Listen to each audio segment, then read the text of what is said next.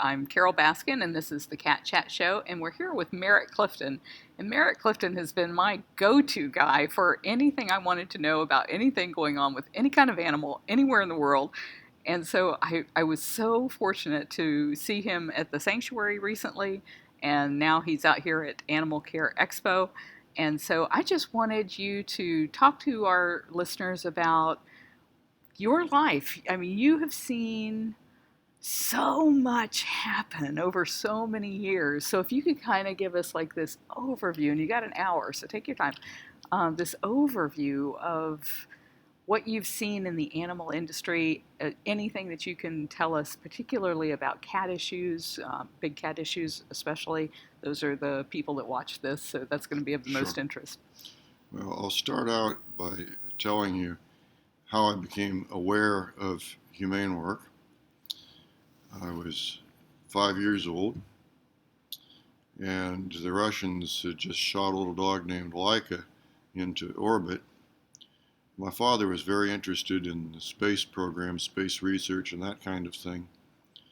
But I was very upset when I found out about this, because I was thinking this little dog who was going to die alone in space or burn up on reentry. And I was just terribly, terribly upset about that. Even though I never had a dog, I didn't have any particular close relationships with dogs, but it just seemed to be so horribly cruel. And my father and mother, who meant well but were a little inept, decided to try to console me by telling me about the use of decompression chambers to kill surplus dogs and cats in animal shelters. This is 1958. Decompression was at that time believed to be the best method of euthanasia. I knew about decompression chambers because I'd read some children's books about deep sea diving, but that upset me even more. And I threw a fit and decided that I was going to start a sanctuary to save them all. I remember 5 years old. Within another few years, I realized that this was not possible and practical. And I also had another experience where I used to always read Life magazine when it came into the house. And one day, not very long after that, my parents hid the new edition of Life magazine. So, of course, being a kid, I had to find it, read all about it. What is in that? Well, what was in that they thought was going to upset me terribly were two things. One was a story about the passage of the Humane Slaughter Act, and it showed pigs being slaughtered and dismembered on an assembly line in Chicago, the Chicago stockyards. Only a few pages away, there was an article about how the Israelis had arrested Adolf Eichmann, the notorious Nazi war criminal, and had photographs of a pile of dead children about my age, which was shocking, but I was raised a vegetarian. I was a second-generation vegetarian, so eating pigs or eating meat at all had never been part of my knowledge or experience. They weren't food to me. And I'm looking at these two pictures, paging back and forth, that are why the magazine had been hidden. And it's seeming to me, this is the same thing. Different species, but the same thing. And this connects with killing the dogs and the cats. I'm only 5 years old. I can't really figure out what or how to do about this. But I happened to be sitting in the back seat of my parents' car, which was parked underneath the Florence Schwimley Memorial Theater in Berkeley, California, which was my hometown. I look up, and I didn't yet know who said this, but there was a motto in the stone at the top of the theater. It said, "You shall know the truth, and the truth shall set you free." And I'm thinking, this connects somehow. And I just kept thinking about it for a couple of years. And by 1960, I'd figured out that the thing to do was to start a newspaper, tell the world the truth about animals. So by this time you were, what, 10? Oh, 1960, I was still only 7. 7? Wow. 7. But I knew what I wanted to do. And I sat down with my crayons and started doing a mock-up of page 1. Now, Yuri Gagarin, the first Russian astronaut to orbit Earth, had just been sent into space. So I divided up the page the way newspapers were in those days, At the top of page one was a story about a cow who'd escaped from a slaughterhouse and ran down the road and got away from the farmer, which was something that had happened in that neighborhood a few days before. And the bottom of page one, below the fold, was a story about Yuri Gagarin being shot into space. Well, people have been questioning my news judgment ever since. Except for the animal people who understood you. Well, I think that when we look back, or our descendants look back, thousands of years from now, what were the two major things that humanity did during the 20th century? I think those two things will be, obviously, that we opened up the world to space travel, but also that we changed our fundamental relationship with the other species on this planet, which was really something that we had to do. We had to get our act together with the other species on this planet in order to be able to go forth and do whatever we are going to do on other planets. Because once we start discovering other forms of life on other planets, then everything on Earth is our kin.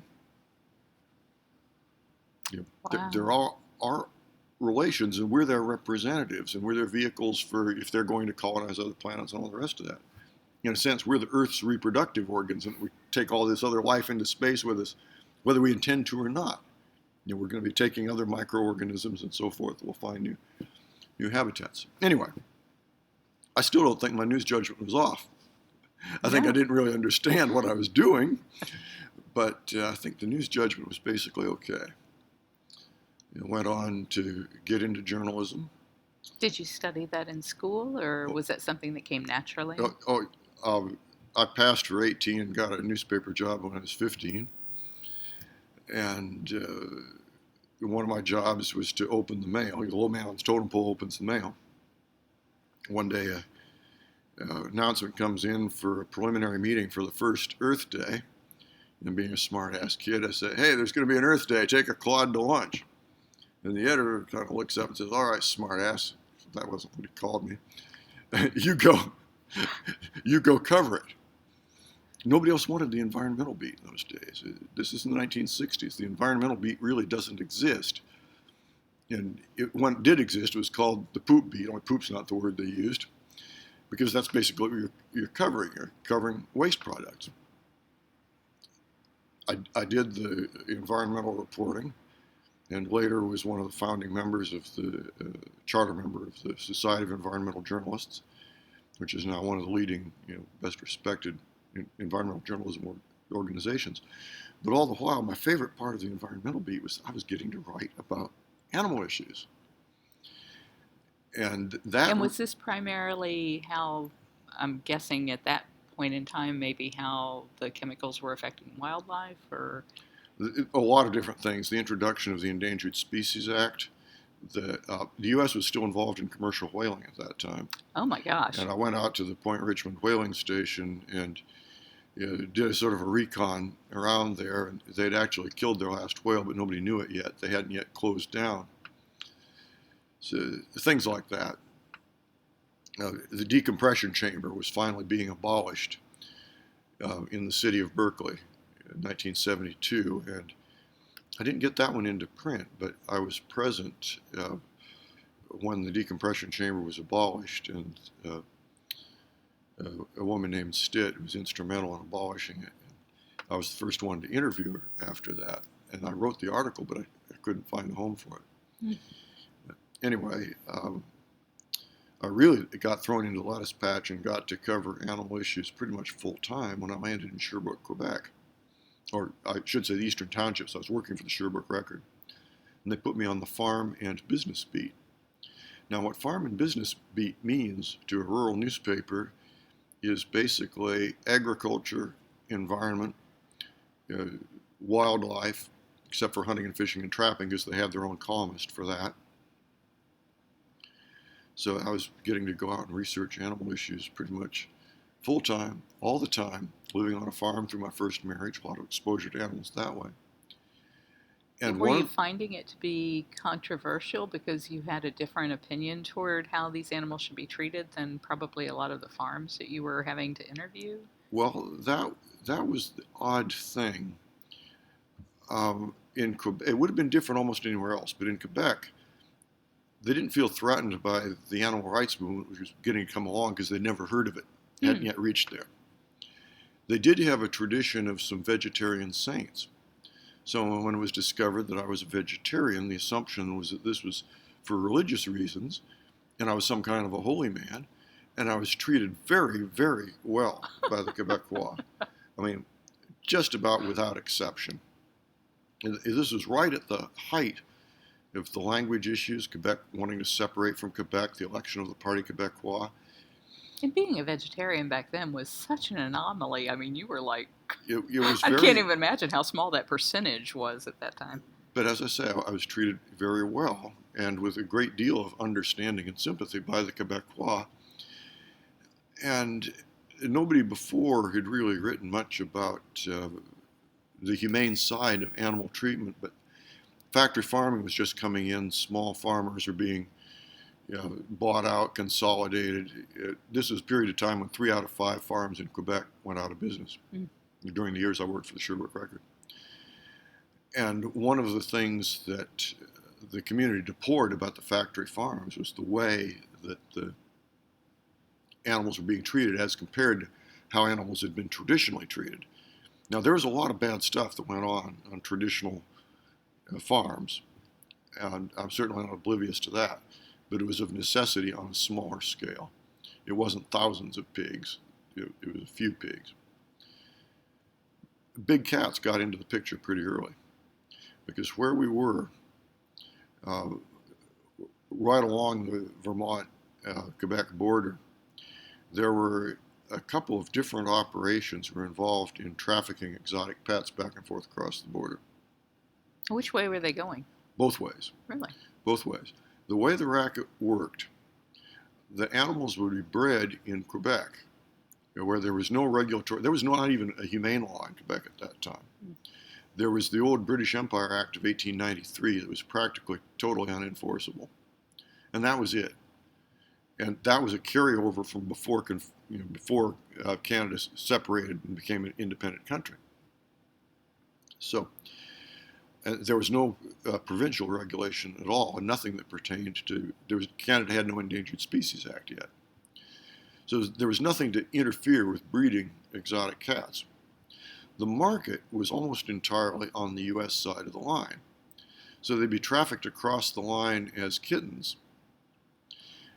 Then when they got too big, got into all the trouble that exotic cats will get into, the Quebecois traffickers would take them back for a price, and then they'd sell them to canned hunts, or in one case, they operated the canned hunt themselves. And one of these operations was fairly close to where I lived. It still exists. It no longer does big cats. It's strictly wild boars at this time. Another one, I found out where it was. It was not too far away. So I kept these ones under surveillance and wrote about it. And about the same time, an inspector named Louis McCann for the Montreal SPCA was investigating too, and we put our heads together and compared findings. He went on to become the head of PJAC Canada, Pet Industry Joint Advisory Council Canada. We're still in touch from time to time. We've been on opposite sides of the fence on many issues, but we always remember the time we worked together. And so it's still a friendly relationship, even when we're opposed. When you wrote about this, was this getting into mainstream media so that people knew about it? I was writing for the Sherbrooke Record, which was the only daily newspaper serving the English language community outside Montreal. And it was picked up by CTV, one of the 2 national networks, and by CBC, which is another national network. Katsumi Takahashi, I think she's now retired. She was a young woman who was born in a displacement camp for Japanese and turned Japanese during World War II in the same neighborhood in Farnham, Quebec. A very strong animal person. And she did a couple of broadcasts about this exotic cat traffic. There was another one, Grace Wong, who did a lot of good pro-animal stuff, more on horse trafficking in her case. What was the public's reaction at that time? Was it just not considered such a horrible thing then, or did it No, really change things? the public didn't like this stuff, and it was community pressure and absence of laws that shut down a lot of it. I had experiences with the local priest, for example, he didn't speak or read English, but he'd find out from the local postmistress who loved animals and did speak and read English. He'd ask her every day what I was working on. And from time to time, he'd go and pay a call to somebody that was involved in something that he thought was improper, whether it was neglecting animals or hunting or trapping or something that was cruel. He'd pay them a little visit. And just by community pressure, things were getting done. There was also a young woman in the neighborhood, Carol Morrow, a little bit older than I was. She and her husband loved animals, and there was no humane society to volunteer with or work with, so they became sort of their own anti-cruelty investigation and inspection force. Carol was just absolutely gorgeous girl, and if she could not persuade someone, which usually she could, to change what they were doing, then we'd sort of prearrange it where about 15 or 20 minutes into the interview, if she didn't come out, I would go in with the camera. I'm the newspaper reporter, and it's going to be in the paper, and several times it was. And again, once something was in the paper with a photograph, rural Quebec community pressure would very often bring an end to the abuse. The press has so much power, and I'm so disheartened that so few of them really care enough about animals to make that their mission. You really led that it's not really an industry, but you led that way of thinking, I think, in journalists, because you were out there doing it before anybody else was. I had good fortune. You work for a small paper, you get to do everything. You get to wear every hat, you get to know every person. And if you're in a very small, tight-knit rural community, everything that would normally happen within a community is intensified. Now, as it happened, that community was a territory the size of Connecticut. So I was covering a great deal of ground and getting to see a great many things and people and places. But I had another advantage. This doesn't sound like an advantage, but I arrived in Quebec not knowing any French at all. 90% of the people there speak French. Gracious. Well, how am I going to cover? I mean, you can bullshit your way into a newspaper job by pretending to be 3 years older than you are, but then it's hard to pretend you can speak French. Then you have to be able to do the job, correct. So what could I do to get the story? Well, one of the things I could do to get the story is learn directly from the animals. How do animals communicate? There's a Dr. Doolittle thing. You watch the body language and all the other signs of what was going on. To get the sense of a community meeting, for example, I'd get somebody to translate a little bit for me. And nobody could possibly translate the whole thing as a favor, but I'd get somebody to translate a few highlights. And I'd report about what else was going on and get a pretty good idea from the mood. But more than that, I learned that I could, one of the big stories was pig poop getting into the river, causing a lot of river pollution. And there were lots and lots of town meetings and sound and fury and politicians coming out. But what I could do that none of the local Quebecois reporters could do was I could actually go out to the river and look at the life along the river and see how it was being affected. And I sent away for my own little water test kit so I could do my own set of tests and write up the results and embarrass the politicians with it. And the Quebecois reporters would want this information. It would be very valuable to them, and so they would trade information to me. And it worked very, very well. And I had a good time there. I really enjoyed being in Quebec. And then as time went on, I did more and more things about animals. And people were becoming more interested about animals as before it was becoming really controversial. So that by the time things exploded into controversy, I already had a readership and contacts and a sort of a support base. And I was also working as a volunteer assistant to a Quebec deputy game warden. Hmm. And that began my first winter there. I used to jog through the woods to the post office. And I'm on my way through the woods to the post office, and I come across the first leg hold trap I'd ever seen. Classic steel-jawed leg hold with teeth in it, which is banned in the United States. I'm looking at this thing. God, that's a horrible instrument. This is really bad. It happened to be Christmas Eve. Hmm. And the property where I found this belonged to my in-laws, so I knew very well that it was posted land, and they had not authorized any trappers. So I spent my Christmas Eve out there following the trapper's trail through the woods, and every time I found a trap, I'd yank it up with a stake. And finally, it's around about midnight, almost Christmas, and I've got both hands full of traps, and I'm wondering, now what the hell am I going to do with them? Snow's been sort of falling all the while, and I know that if I go back to the farmhouse through the woods, making a trail, the trapper's going to come along, he's going to come to the farmhouse, and all hell's going to break loose. And I didn't really want that to happen. So I'm thinking, what else? And I hear this train whistle off in the distance. It's the freight train that would come through from farm every night. And I remember as a kid putting pennies on the railroad track. And I thought to myself, this is the answer. I laid the traps on the track, spaced about 50 feet apart, and I had plenty of time to do it because the train was at least 10 miles away when I heard the whistle. I got them all done. I stood aside. The train comes along and it smashes them all flat. That's probably the only thing that could have destroyed those at that time and where you were. Yeah, it was. But then I'm thinking, wouldn't it be funny if I took these smashed flat traps and I put them all back where I found them? Send a message to this guy, don't come back. Okay, so I did. I went back through the woods, and the moon's out, so it's easier, and I put them all back. And the snow is continuing to fall, and it's masking my tracks in his. Wow.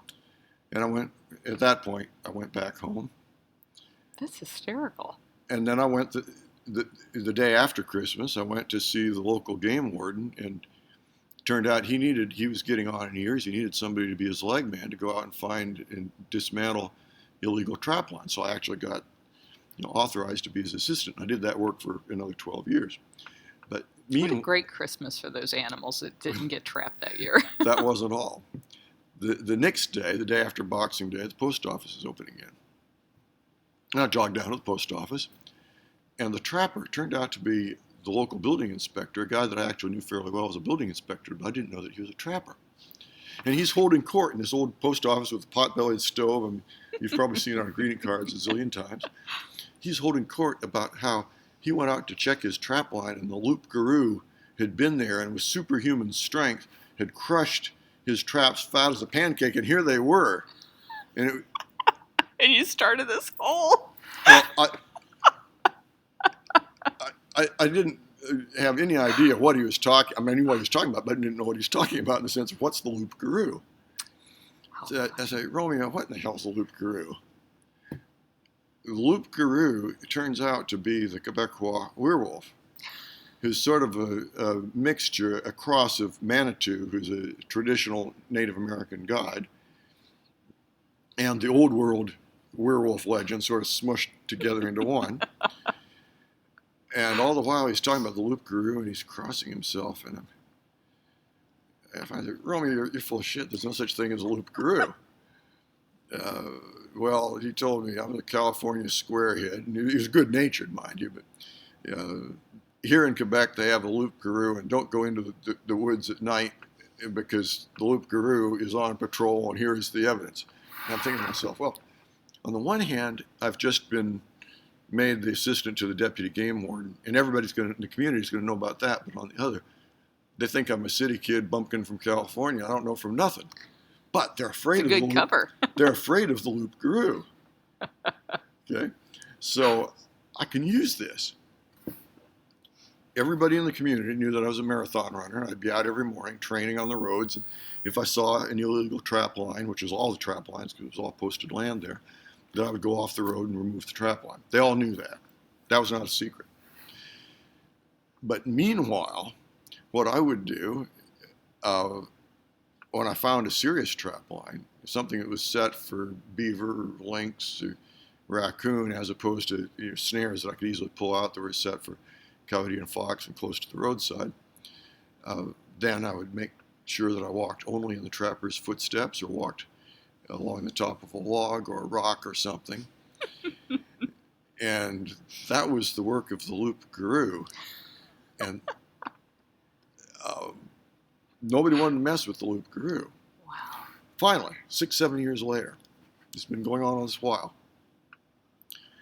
I'm going down a backcountry road in an area that I'd been patrolling, and I saw the local building inspector, the trapper, in the woods, just staking out a trap line. And I think I'm going to have to intercept this guy. So I went around to the next place I could park, which is an old pipeline right-of-way. I park on the pipeline right-of-way, and I cut through the woods with the setting sun right behind me. I wasn't thinking about that. Neither was I thinking that I was wearing an old Canadian Armed Forces jacket with a peaked hood. I start through the woods on this old logging trail, and I come to the first trap, and I pull it up, and I'm dragging it along, and the chain's clanking, clanking, clanking. And then I come on the trapper, who's just staking down a trap, and he looks, and he turns around, he's got a .22 rifle in one hand, he's got the hatchet that he's staking the trap down. I think, oh, shit, he's going to shoot me. Instead, he turns around, he drops both the gun and the hatchet and crosses himself frantically on his knees and jumps up, and he grabs the gun, grabs the hatchet, grabs the trap, and he goes running out of the woods. He's running down the trail away from me as fast as he can go. So I figure, okay, we want to do that. I'm a marathon runner. I can run after this guy forever. And he's wearing these long boots, and he's an older man, much older man. So I follow the guy through the woods, and he's pulled up a couple of other traps as he goes, and he gets to his old car and throws everything in the car, and he's on the icy road. He's back and forth, S-curves, almost off the road. He's so frantic to get out of there. And I still didn't know why he was so afraid of me. But I had to hear his story. So I drove to the post office where I knew he'd be. And because I knew the wood stove in there would be roaring, I took off the jacket, and I walk in, and here's Romeo holding court. And as soon as he saw me come in, he grabs me by the front of the shirt and said, "I was just nearly killed by the loup-garou, you squarehead." And he was at least 2 feet taller than you. And, well, what he had seen was my silhouette with this... I listened to him go on and on. Oh, my goodness. And finally I say, "Romeo, you're full of shit. There's no such thing as a loup-garou. Let's go back and look at the tracks." "Oh, no, the loup-garou is going to get you." And all the other old guys in the post office are nodding their heads, saying, "The loup-garou is going to get you." Well, I finally persuaded them I was going to go out and look for the loup-garou anyway, so they could come with their pickup trucks and shine the lights. And so I go into the woods, and I'd explain to them that if there was a loup-garou, even if he's a ghost that you can't shoot or anything, he's going to have left at least the track of dragging the chain. And I walked on through and come out the other side and said, "I didn't see any loup-garou at all. The only tracks are mine."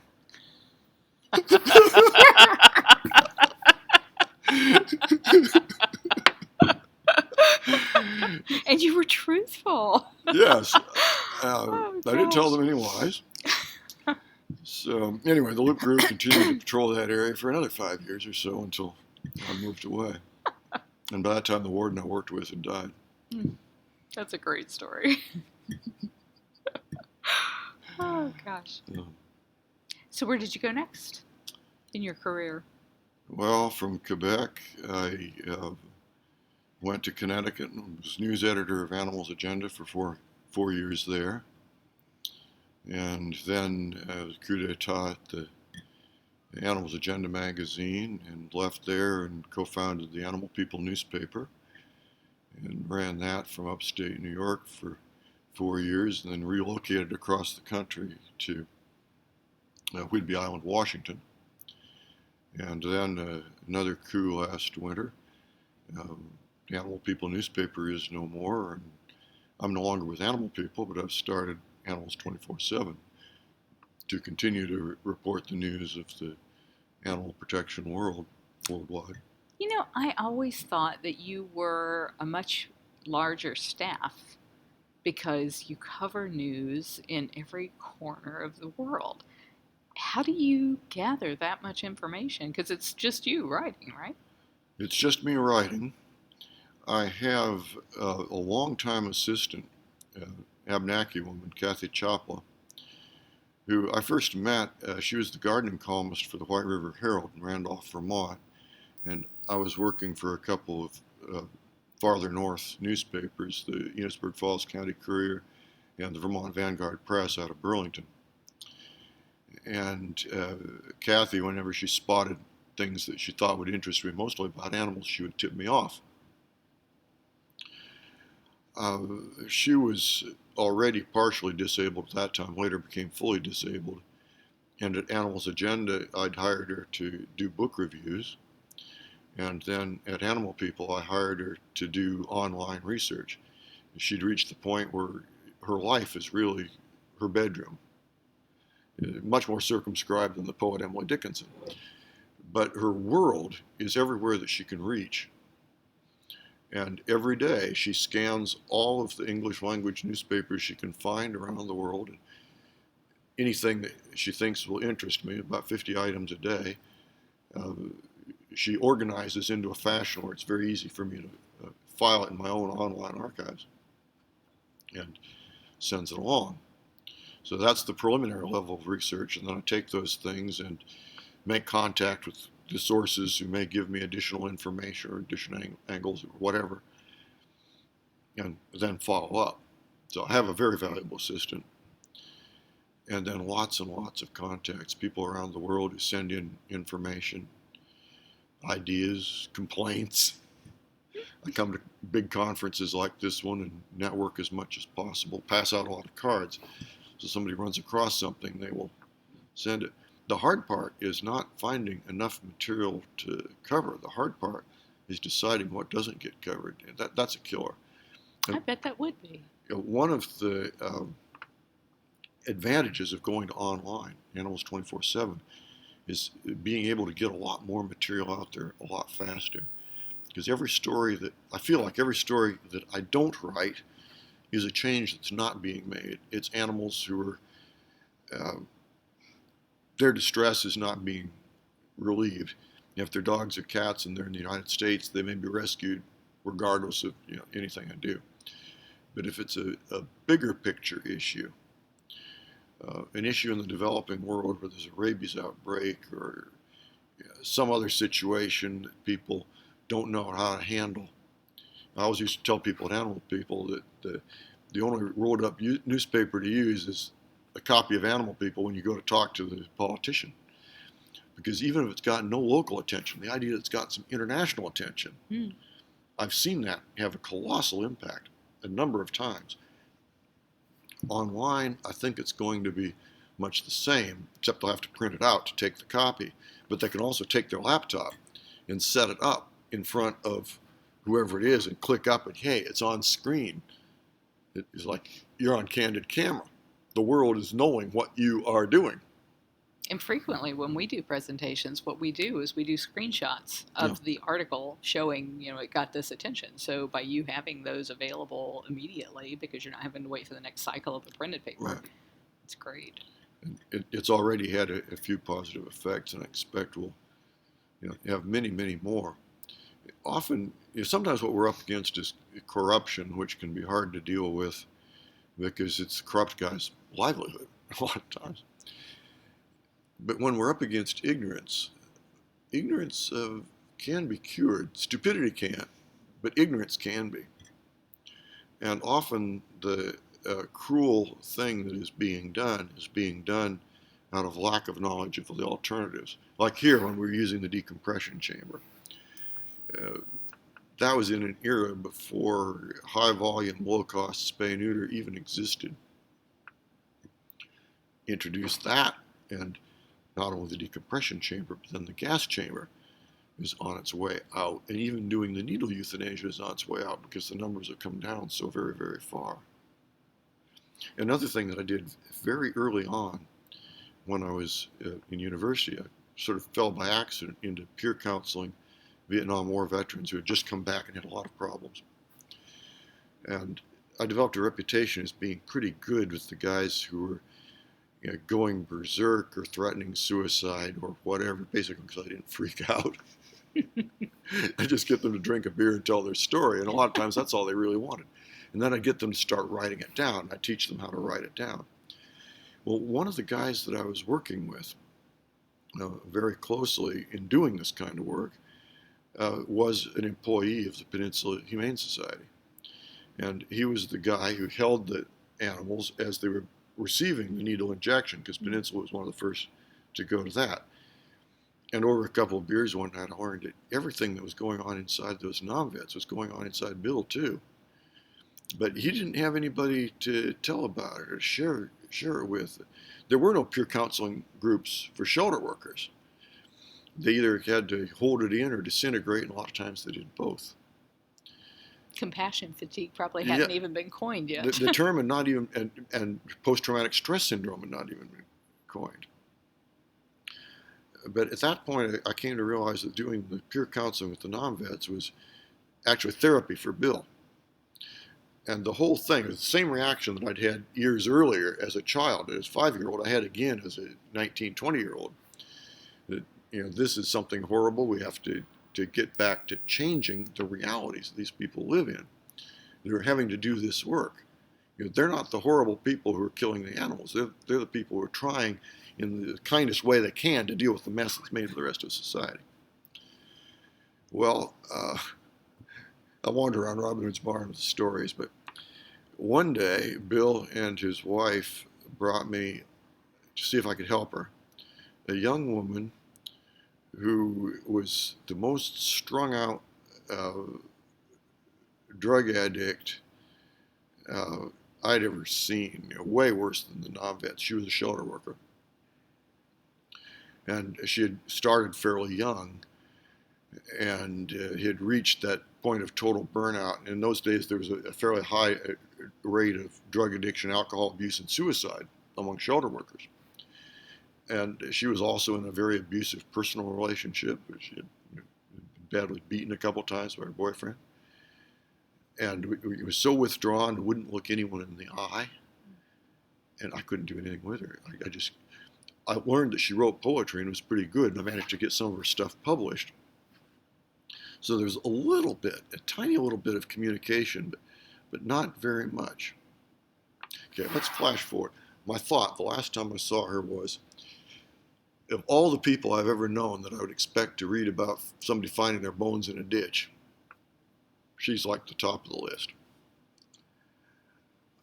30 years later, I'm in Costa Rica at a conference. I was speaking to the Veterinary Licensing Board of Costa Rica about all the whole spectrum of animal care and control and spay, neuter, all of those issues.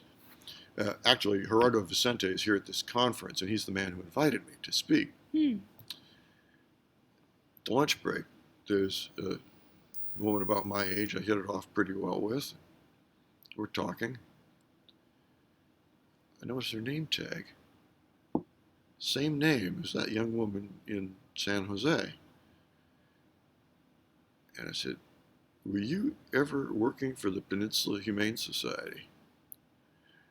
And she looked younger at the age of 40-something than she had at the age of just barely 20. Wow. Healthier. And it was the same woman. But she really knew little about her time at Peninsula Humane Society, except she had once been there because she'd had a lot of brain damage and loss and everything. And she had discovered herself in Costa Rica without even knowing how the hell she got there some years before, and had gotten into doing low-cost dog and cat sterilization, set up her own organization, networked with other people like Gerardo Vicente, and just really found the angel within. Wow. That to me was one of the most inspiring stories I've seen in humane work. Because you can take, like Mark Twain said, you take the dog and make him prosperous, and the difference between man and dog is the dog won't bite you. So there's these lots of inspiring stories that involve the animals. But this was a case where finding a better way really redeemed a person in an unbelievable manner if you had seen the before and the after. Oh, goodness. Wow. In the course of the stories that you've covered, I know one of the things that you do is I forget what, I know it has the term watchdog in it, where you're It's looking the Watchdog Report on Animal Charities. And beginning this year, since it's under a new umbrella, it'll be called the Watchdog Report on Animal Charities. I'm thinking that probably came out before there was Charity Navigator or GuideStar Oh, or any of those kinds of... long before. They didn't show up until after we'd done like 6 or 7 editions. It started out Somebody as, must have seen that and said, hey, we should do this. It started out as a report called Who Gets the Money? And this was way before. I mean, there was no internet, let alone World Wide Web at that time. We started with the fiscal year 1998, 1988, and did an abstract of about 28 organizations. And that were these randomly picked, or were these we organizations picked the ones that people were the most prominent animal protection organizations in the country. So we picked the ones that had a large national presence. I think we did 26 the first year, 28 the second year. Then there was the coup d'etat at Animals Agenda. That was the umbrella that the first 2 were done under. And I got canned for committing journalism. Not for the first time, not for the last. We started Animal People, and in the 3rd edition of Animal People, we included the next fiscal year, the 1990 fiscal year reports, and eventually spun it off into a separate report, the Watchdog Report, which includes the capsule reviews. And it grew up from the initial 20-something up to, I think the peak was 170-some. That is a lot of work, going through those US, 990s and seeing what people are actually doing in there. And verifying. The difference between what we do and what Charity Navigator does, or what I do and what Charity Navigator does, is every entry in the Watchdog Report includes on-the-ground, first-hand verification of programs. Nice. So we're not just mechanically crunching numbers. You can get a monkey to do that. And just crunching the numbers doesn't really tell you that much. It can give you a program to overhead ratio, but it can't explain why the ratios are what they are and why it will necessarily differ for an all-volunteer organization from an organization that has to pay staff, for example. The organization that's run by the rich guy that doesn't have to pay an executive salary and so forth will naturally appear to be more efficient, but that doesn't mean that it's getting more done. So you look at the ratio, but you also look at the reasons for the ratio. And you look at the organization that's doing something unusual that not very many people are doing is going to have a heck of a lot harder time raising funds than the organization that's taking the more familiar path. So all of it has to be explained. And that's what the Watchdog Report, and before that the Watchdog Report, will have done. Now, why the Watchdog Report? Why? Well, one of my favorite stories when I was a child was Harry the Dirty Dog. As I'm thinking about what we're doing with the Watchdog Report, we're exposing the dirty dogs. You know, who's taking a bath, who needs a bath, and starting a new umbrella for this project. It is appropriate to change the name a little bit, and along the line, maybe let's have a little bit of fun with it. So it doesn't have to be such grim stuff. Some of this stuff, there is actually a somewhat comic side to it. No, I'm not saying that we're going to, it's still going to be very serious on the financial side of the reporting, but I would like to try to bring out the lighter side of some of these things too. And I don't think it's just critical or just finger pointing, because one of the changing points or turning points for Big Cat Rescue, back when we were called Wildlife on Easy Street, was Born Free. And I'm great friends with Adam Roberts, and I love Born Free and what they do. We've been really tight coalition partners on all the stuff we're doing for big cats for the last several years together. But at that time, they wrote an article and said that Wildlife on Easy Street had 8 Bengal tigers in a cage that was 16 by 40 feet. And it was one of the top worst zoos in America. The 16 by 40 foot cage that I had built was for 8 Bengal cats. They had never been there. We didn't have a Bengal tiger. You didn't know a Bengal cat from a Bengal tiger. And obviously. so when they said we had 8 Bengal tigers in this tiny little cage, people were like, oh, that's horrible. And so it just made me think, I've got to do everything I possibly can so that people can see that we're transparent and that we're trying to do the right thing here. And so it really made me go way above and beyond, because I had been criticized. If nobody had ever criticized me, I don't know that I ever would have tried that hard. No, as you know, there's been considerable rumor mill about you over the years, and then you've had the imitation as the sincerest form of flattery, I guess, with Joe Schreibvogel using your name. Yeah, that was a costly mistake on his part. You have certainly known some interesting big cat people over the years from the stories that you've covered. We have about, we have like 7 minutes. In those 7 That's minutes. barely time enough to start to list them. But, the first sanctuarian of any kind I knew was Martine Collette. She had the first exotic cat sanctuary in the country and was always a very gracious news source. She grew up in Kenya, the daughter of a Belgian diplomat, and came to the U.S. as the teenage bride of a famous American author, and then went into Hollywood as a hat maker. So she already had a very colorful career even before she started Wildlife Way Station, which allowed her to completely cultivate all of her eccentricities. Still a very likable person. She's been in endless feuds with the county and different agencies. She's still hanging in there. She's still hanging in there, and I've got to give her a lot of credit.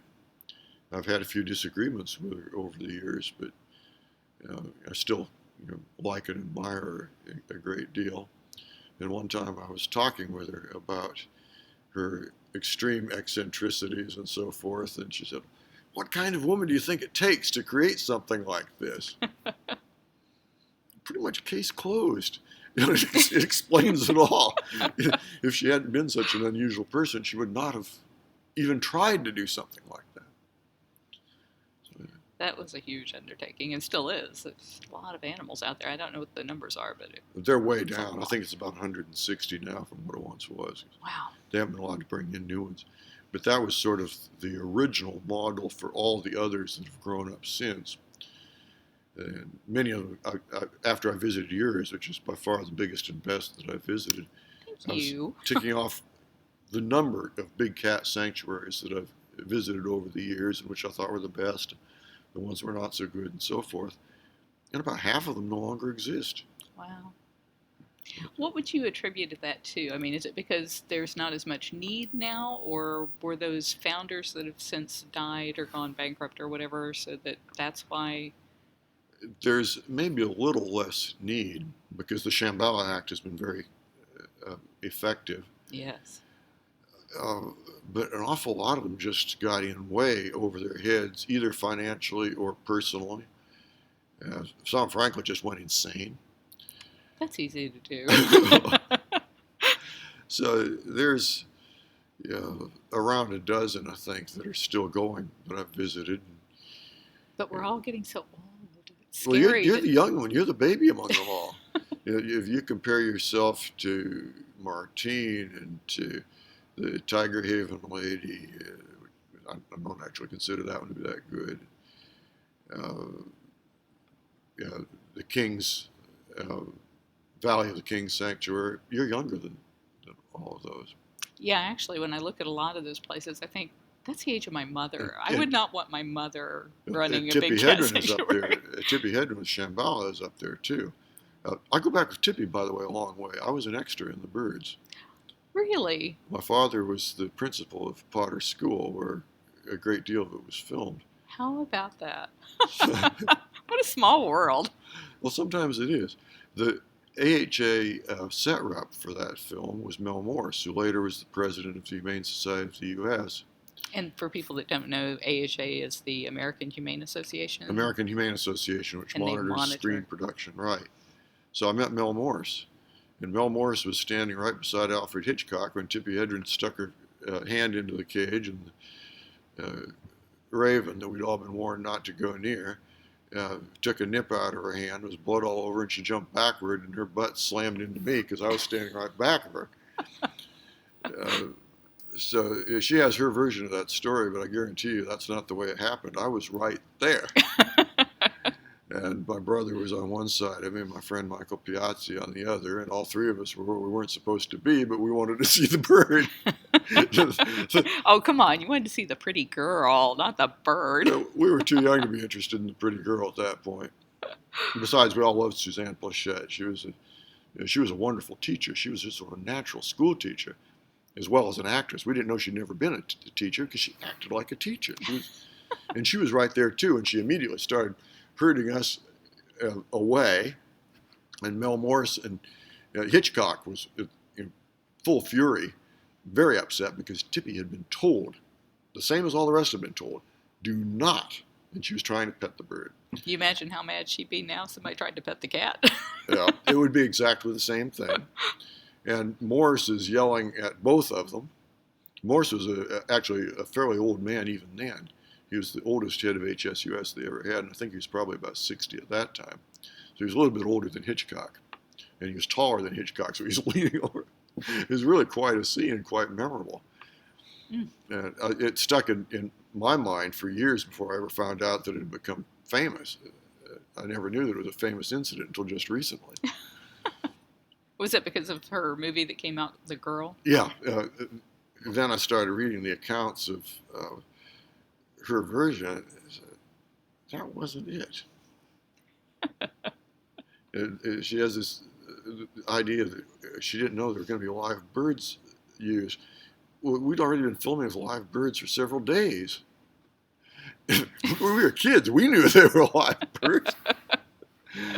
We'd been warned not to play with the animals. We were farm kids, or rural kids. We knew you don't stick your hand near a chicken either. When she's got a bird to protect or something. I ordered a copy of a movie called The Ghosts in Our Machine. Have you seen that yet? It's not available. You have to pay like $150 to have them send you the thing, and then you can only show it like one time and then you have to send it back, which doesn't seem like the best way to get a message out there. But anyway, I just watched it, and I was struck by the woman that is the kind of key character in this thing. What she does is she sneaks onto factory farms and fur farms, and all she does while she's in there is she documents what she's seeing and then shares that with anybody who will publish it, which isn't too many people, but people over the years, it's getting better.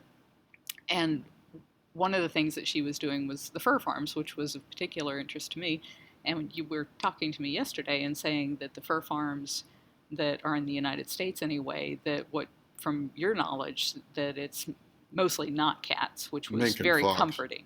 Yeah, to me. I never ran into cats when I was doing the investigation mainly in Quebec. And in those days, you didn't have to go undercover to get into a fur farm or a factory pig farm or whatever. If you were the local farm and business reporter and you had your press card, you show up, the farmer will take you on a grand tour. You take all the photographs you want. Wow. It was a totally different world.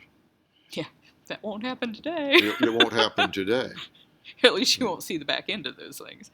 But the photographs have been used for years and years and years. VLCAF operations, you can tell they're mine if they're black and white.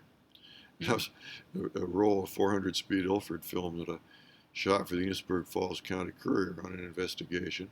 Wow. Got Frank Roboto, then working for HSUS, to come up and witness this. I was photographing it both for the newspaper and for the local constable, long deceased, Dig Rowley, who was bringing charges against the veal farm operator for allowing things of 60 calves to die of neglect in their own diarrhea.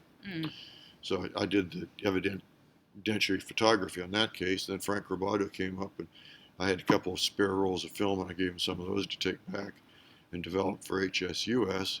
And some of them made their way to the Humane Farming Association, so they were used for like 20 years thereafter. One good picture, man, that can really do a lot. That case had an odd aftermath. The veal farmer, unknown to me, had a prior conviction for rape years before. The neighbor, a man named Felch Coy, also played on the town team baseball team that I was playing on. And Ronald Combs, the vealer, saw the two of us tossing a baseball and decided Felch Coy had probably turned him in for the neglect of the veal calves. And blew Felch Coy's head off with a shotgun and did 8 years for murder. Wow. Yeah, I was out of the community by that time. I'd moved What was to your name Connecticut. before now?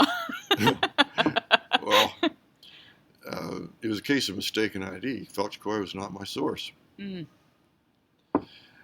he had nothing to do with that case. There are some vicious people out there. Really scary, vicious people. Wow. You want your link case, cruelty to animals and abuse of humans is all right there in that one case. Well, that's for sure. That's like the extreme version of it. Holy cow. Well, what do you see for the future for Merritt Clifton? Are you going to write a book? Because I'm thinking, I was talking to my husband about this. I'm like, somebody needs to get him on tape. Somebody needs to be recording this huge wealth of information that's in his head. I wrote a bunch of books when I was younger and discovered that every single article I wrote was reaching more people. I had books out on baseball and a couple of novels and some things having to do with politics, the Vietnam War, do-it-yourself manual and offset printing. You have some varied interests. Well, you put all those things together, and I was still reaching fewer people with all of those books, some of which were paying me royalties, than I reached with any article that got distributed by daily newspapers or Canadian press. And I'm in it to try to change the world, going all the way back to finding out about the decompression chambers. That's what I want to do. So you can't really do what I want to do effectively with books in the modern media age. Newspapers was the way to go then, and now I think it's online. So now with all the social channels, you can really get a message out there. So that's what I'm going to be doing for the near future. Now, there will come a time, we all get older, there may come a time when I'm not able to keep up with things well enough to do the online news, and maybe then I'll write a book or several books. But I don't see myself going back to books as long as I can do news. Well, I think you're right. I think you are achieving your life's goal and helping far more animals through the articles that you're writing. I just, one of the things that touches me in the publications that you have put out have been the obituaries, and you do a wonderful job of commemorating a person's life, but you deserve more than a couple inches worth of a column in the end of somebody's newsletter.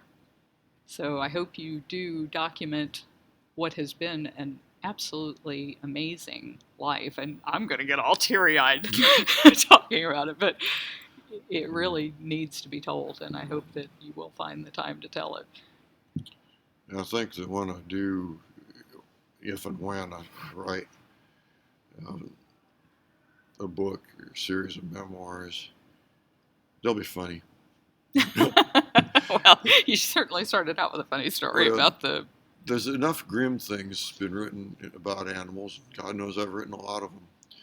But if you look at who really lit the fuse to the animal rights movement, it was Cleveland Amory, because he could make people laugh. And who was Mark Twain deserves more credit than anybody really realizes, because he wrote and said so many very positive things about just about every kind of animal: pigs, dogs, cats. He loved them all.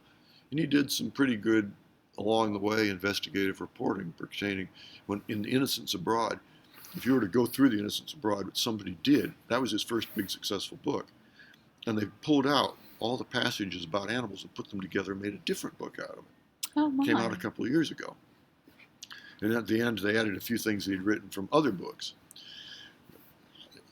He was reporting about the condition of street dogs in several different cities around the Mediterranean, in Tripoli, in Constantinople, Rome, the treatment of horses in Cairo and several other places. Paying attention to that. But the most important thing is he's got people still reading this stuff 150 years later because it makes them laugh. And the message is still true today. And he's so quotable. Yeah. He's probably the most quotable person that ever lived. Him and Einstein.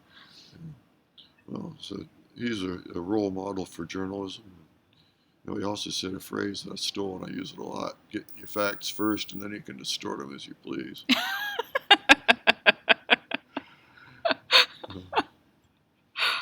This has been such a pleasure. Thank you so much for your time. Thank you. It's been great meeting you, and I really appreciate you talking with our viewers today. Thank you.